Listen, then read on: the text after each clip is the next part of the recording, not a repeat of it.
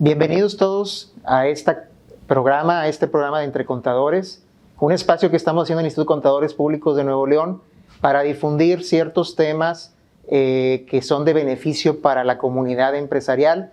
Y hoy tenemos a un invitado de lujo para tratar un tema muy importante dentro de lo que es nuestro ejercicio del patrimonio, nuestras finanzas personales, y también como asesores nos puede ayudar mucho para ofrecer una asesoría integral a nuestros clientes. Se encuentra con nosotros el licenciado Miguel Ángel Martínez. Él es titular de Notaría Pública número 5 aquí de Nuevo León, vicepresidente electo también del Colegio Nacional Notariado Mexicano en la zona norte, y es vicepresidente del Colegio de Notarios Públicos aquí del estado de Nuevo León. Licenciado Miguel Ángel, bienvenido, muchas gracias por estar aquí. Muchas gracias, Antonio, gracias a ustedes por la invitación. Con mucho gusto en la colaboración que solicitada para difundir la cultura de la prevención. Perfecto, muchísimas gracias. Y bueno, pues es un tema sumamente rico, ¿no? Sumamente rico que a veces nos da un poco de temor tratar, pero creo que nuestra intención de generar patrimonio, de crear patrimonio en la vida, también una parte muy importante es el saber decir cómo lo vamos a distribuir. Y para eso existe una herramienta que es el testamento. Efectivamente, la generación del patrimonio pues es una de las piedras angulares de nuestro sistema económico. Y todos sabemos que normalmente nos cuesta esfuerzo, nos cuesta trabajo, privarnos de algunas cosas importantes también para generar ese patrimonio, comprar inmuebles, comprar vehículos, y hacer inversiones, constituir empresas, etcétera. Y efectivamente a través del testamento se puede designar de qué forma se va a distribuir ese patrimonio al momento en que nosotros faltemos. Es un tabú, ¿sí? Porque en la cultura occidental no tenemos preciso que la única cosa que tenemos segura cuando nacemos es que nos vamos a morir. Sí. Entonces la gente piensa que al hacer testamento se va a morir. Pues no, como quiera nos vamos a morir. Lo único es que no sabemos cuándo. Entonces, mientras más pronto prevengamos esta situación del fallecimiento, de la muerte, pues es mejor. Y además, otra de las grandes ventajas del testamento es que lo puedes revocar cuantas veces quieras. Entonces, pues es común que vas haciendo más patrimonio, etcétera, y vas cambiando entonces la forma de distribución del patrimonio que has hecho, ¿no? Sí. Pero efectivamente, transmitir el patrimonio con libertad es una de las grandes ventajas que tenemos actualmente en México. Y aparte es un acto, yo creo que de responsabilidad, porque luego también vemos casos que aun cuando ya falleció la persona, se queda muy emproblemada la masa hereditaria, la distribución de los bienes, y eso trae problemas, pues no nada más familiares, sino también algunas otras personas que pudieran estar involucradas. Sí, efectivamente, definitivamente no se blinda totalmente con hacer testamento el que haya problemas en una sucesión, porque eso también depende de muchos otros factores, básicamente de la voluntad de los herederos o de los sucesores a llevar una sucesión, una transmisión tranquila. Pero es mucho más factible que si haces un testamento y designas a tus herederos, ya sea haciendo una disposición universal o disposiciones universales o haciendo legados, es mucho más factible que se resuelva mucho más rápido esa transición en la titularidad del patrimonio. Adicionalmente, como comentábamos, es una libertad, yo creo que de la que debemos aprovechar en México, porque en otros países no tienes esa libertad. Ahí existe lo que se le llama la herencia forzosa o herencia legítima, en donde necesariamente tu patrimonio, cierto porcentaje de tu patrimonio, a veces un 50, un 60, etcétera, tiene que ser transmitido necesariamente a tus parientes más próximos y solamente puedes disponer libremente del resto. En México puedes disponer del 100% de tu patrimonio, ya sea mortis causa, que es haciendo testamento, o donando tus bienes. Bien. Pero son particularidades que solamente en la entrevista con el notario puedes tomar una decisión razonable. ¿Qué hacer? ¿Un testamento o una donación? Para que el notario te pueda explicar las alternativas que hay, ¿no? Muy interesante este dato, ¿no?, que nos acabas de compartir, de que en otros países a veces no tienes la libertad de tú decidir sobre la totalidad de tu patrimonio, y aquí en México sí la tenemos. Es correcto. ¿Cuáles son los tipos de testamento más comunes que existen aquí en México y a los que podemos tener acceso? Nuestro Código Civil habla de varios tipos de testamentos. El testamento hológrafo, que se deposita en el registro público de la propiedad; el testamento privado, que se puede hacer en la agonía, por decirlo de alguna manera, del testador, ante 5 testigos, ante la imposibilidad de conseguir en ese momento un notario, etcétera. Existe también el testamento hecho en país extranjero, que se le reconoce validez en nuestro estado bajo ciertas circunstancias; el testamento público cerrado y finalmente el testamento público abierto. Debo decirte, Antonio, que los primeros 4 están en desuso. Yo tengo 38 años en la notaría y no he visto ni uno solo de esos primeros 4. El más común es el testamento público abierto, que es el que se otorga ante notario, en donde el testador le dicta libremente su voluntad al notario. El notario lo hace constar en una escritura dentro de los folios de su protocolo y así queda formalizado, sin necesidad de testigos, salvo raras excepciones. Hay otro testamento que no se utiliza tampoco mucho, pero que se puede, que es el testamento público simplificado, en donde al adquirir una casa habitación por parte de una pareja, por ejemplo, ambos en el mismo instrumento pueden designar un beneficiario de esa casa exclusivamente. Se pueden designar beneficiarios entre sí, o a uno de los hijos, o etcétera, ¿no? Es el testamento público simplificado. Tampoco se utiliza mucho porque la cuantía en valor de la vivienda no debe exceder de 700,000 pesos más o menos, aproximadamente, porque está en UMAS. Y bueno, pues en general son los tipos de testamento. Y con esto ya vamos conociendo un poco más cómo es el procedimiento de hacer un testamento. Y ahorita viene esta duda que pudiéramos tener, que es qué tipo de bienes se pueden incluir en un testamento. Todos los bienes que puedan ser susceptibles de estar en el comercio, en términos generales. Casi siempre que hablamos de testamento identificamos bienes inmuebles. Pues no, también los bienes muebles, también las acciones, las partes sociales, etcétera, ¿no? Inclusive la propiedad industrial, los bienes intangibles que ahora están más o menos de moda. Sí.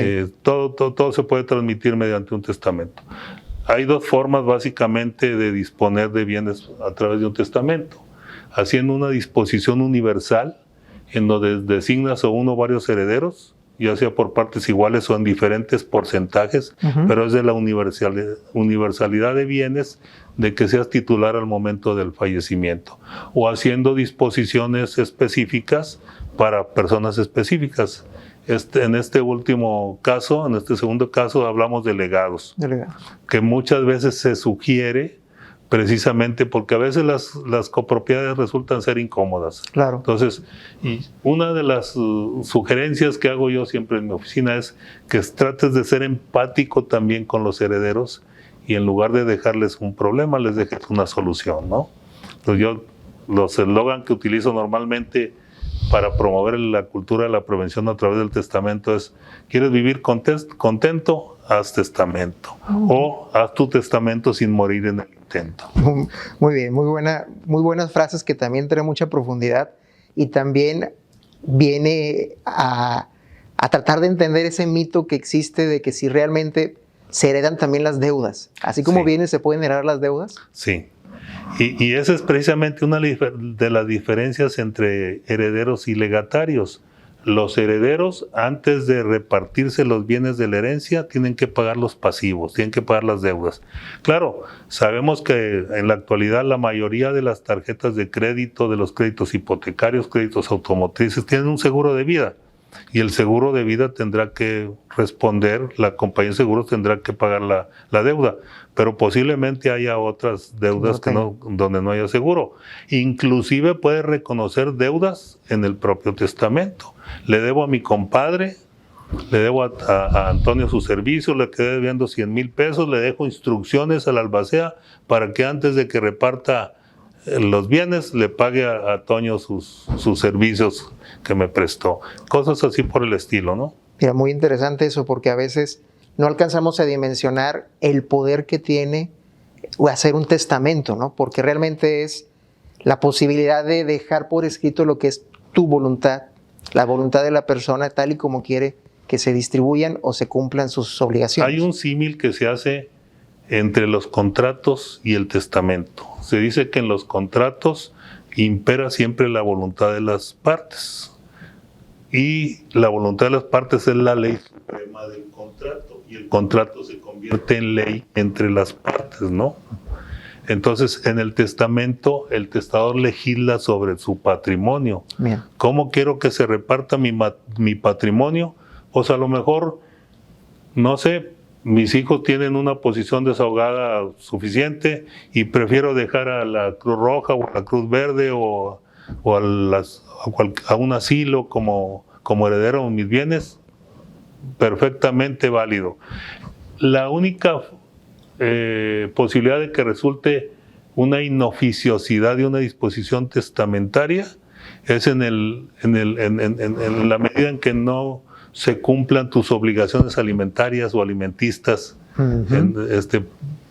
designando bienes herederos ajenos a tu familia, ¿no? Porque si yo dejo como herederos a mis hijos, con los mismos bienes van a solventar sus necesidades. Entiendo. Pero si dejo como heredero a otra persona extraña o a una institución distinta de las que mencioné, pues a lo mejor no se cumplen con las obligaciones que tengo de dar alimentos a mis hijos o a mi esposa o a quienes tengo obligación de administrar alimentos, y entonces en ese sentido sí habría una inoficiosidad, pero no que el testamento sea nulo, sea inválido, sea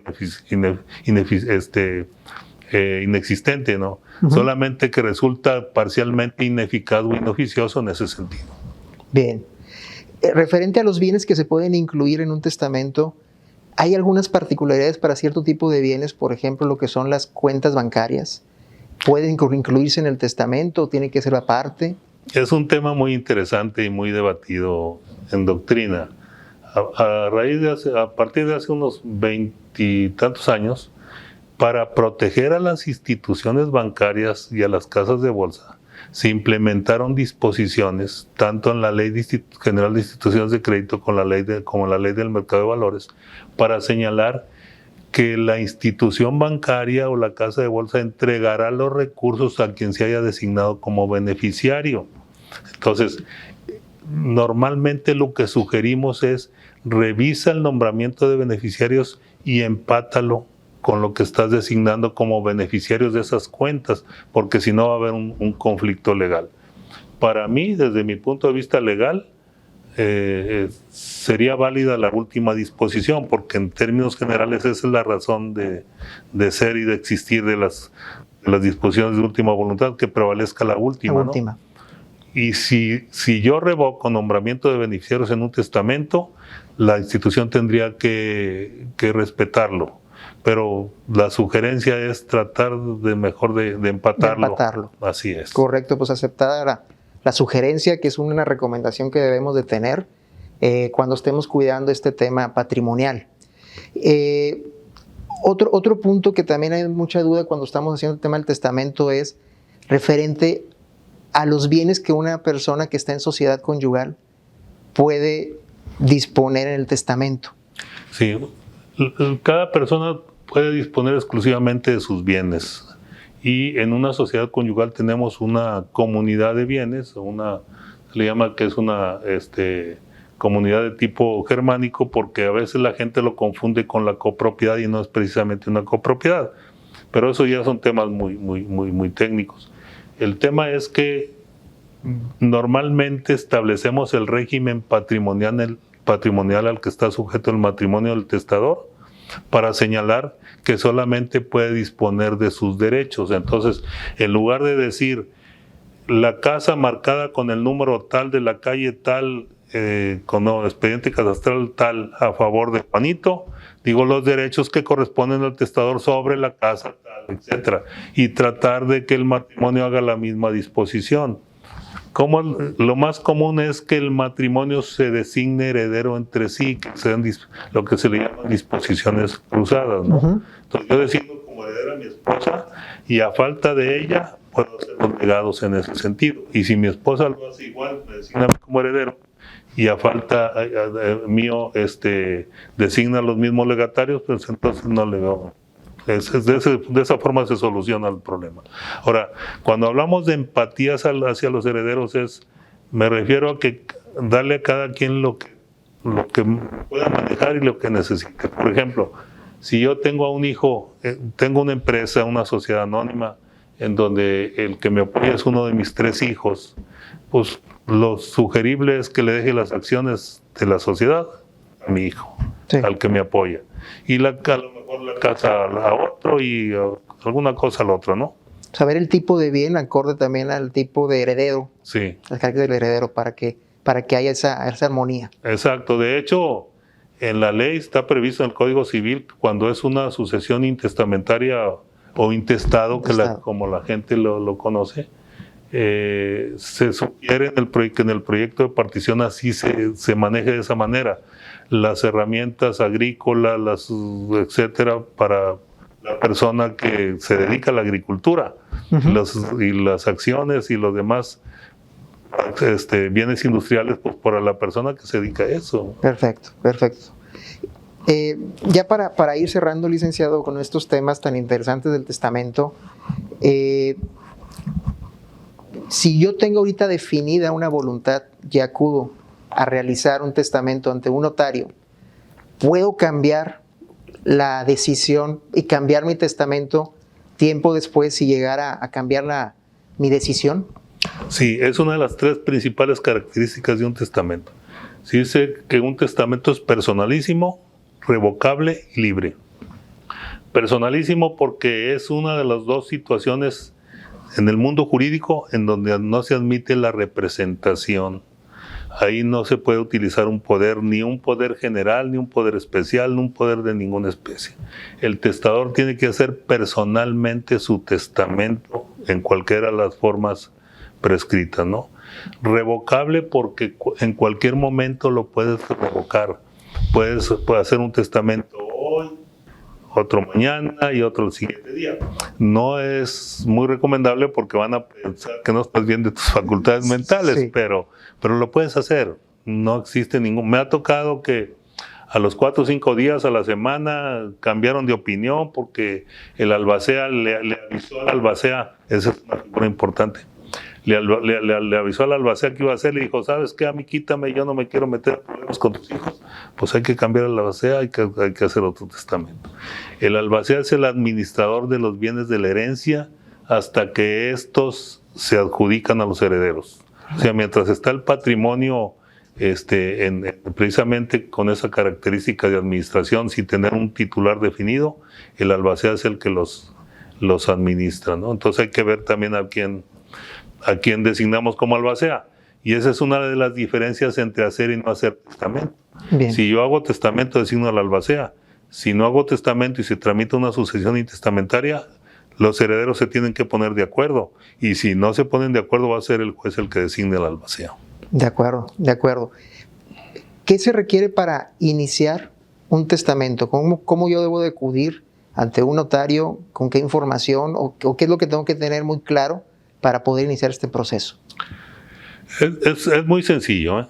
Hablas a la notaría, pides los requisitos, te mandan escaneada una forma, que es los datos esenciales que nosotros necesitamos para darle forma al testamento. Siempre es necesaria la entrevista con el notario. Hay ocasiones en que las entrevistas no pueden ser presenciales porque pues es un enfermo en etapa terminal o es una persona que ya está postrada en su casa de avanzada edad y no puede salir, etcétera. Entonces, pues utilizamos las otras herramientas tecnológicas que ya tenemos a la mano, la videollamada, el Zoom, el Meet, ¿verdad? Por cualquier medio. Pero la entrevista con el notario previa siempre es necesaria. Y al momento del otorgamiento es indispensable la presencia del notario, porque el testador le dicta su voluntad al notario, no a la secretaria, ni al asistente, ni al abogado, no, al notario. ¿Cómo ha dicho la Corte que se cumple con ese requisito? Con la lectura que hace el notario al testador del testamento íntegro. ¿Está usted de acuerdo? Sí. Ok. En un borrador, ok. Lo paso al folio, a la escritura. Permítame, aquí no se salga porque es otra de las características del testamento, es de las solemnidades. Tiene que haber unicidad en el acto. Si el señor se sale, pues ya se interrumpió el acto, ¿no? Entonces es un acto que tiene que ser continuo de principio a fin para que quede manifestada la voluntad ante un fedatario público. Y al momento del cierre del testamento tengo que ponerle una hora de terminación, porque si el señor desgraciadamente sale de la oficina, lo atropella un carro, tiene un accidente, se muere, su testamento ya está otorgado. O designó como herederos a sus hijos y van juntos en el mismo carro, pero uno sobrevive, ese hijo, si lo designó como heredero, ese hijo le va a heredar, pero si no hay forma de, en fin, ya son tecnicismos de las sucesiones, si no hay forma de determinar quién falleció primero, a eso se le llama conmorencia y entonces entre ellos no hay transmisión de derechos, ¿verdad? Luego el testamento es una herramienta muy importante y relevante dentro de lo que es nuestra creación de patrimonio y saber entonces decidir cómo vamos a dejar nuestros bienes, ya que no estemos aquí, y dejar en armonía lo más posible todo lo que hicimos en esta vida. Ya por último, licenciado, sabemos que existen un periodo en el año que le llamamos el mes del testamento. ¿En qué consiste? ¿En qué fecha sucede esto? Para dejar la invitación abierta a todos nuestros amigos. Claro que sí. Hace 20 años el colegio, en ese entonces Asociación Nacional del Notariado Mexicano, hoy Colegio Nacional del Notariado Mexicano, y la Secretaría de Gobernación firmaron un convenio para promover la cultura del testamento. Y a través de la creación del mes del testamento, que es septiembre. Esto consiste en que se reducen los honorarios del notario más o menos al 50% en todos los estados del país y prácticamente en todas las notarías del país para promover la cultura del testamento, haciéndolo más accesible, ¿no? Y de hecho, en el gobierno del estado aquí en Nuevo León se hacen programas también especiales para gente de escasos recursos, en donde los notarios no cobramos ni un centavo, solamente se pagan o se subsidian inclusive los derechos por registrar los avisos testamentarios. Entonces, cuando un testamento generalmente cuesta entre 4,500 y 5,000 pesos, incluyendo el costo de los avisos testamentarios, en el mes del testamento cuesta entre 3,000 y 3,300 pesos. ¿Y cuál es ese mes de testamento?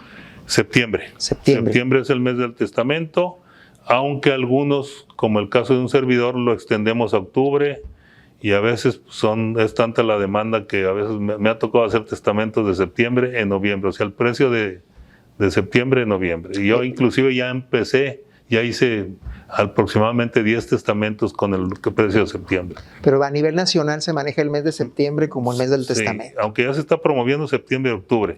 Originalmente septiembre. Qué bueno, yo creo que esto es una publicidad que tenemos que conocer, difundir entre todas las personas, hablando de los contadores públicos, ver el testamento como una herramienta también de asesoría y de recomendación a nuestros clientes para poder ofrecer una asesoría un poco más integral y que ellos acudan a una notaría pública, al notario público, para que puedan dejar muy claro cuál es su voluntad en todo este ejercicio de sus bienes. Así es. Licenciado Miguel Ángel, muchísimas gracias.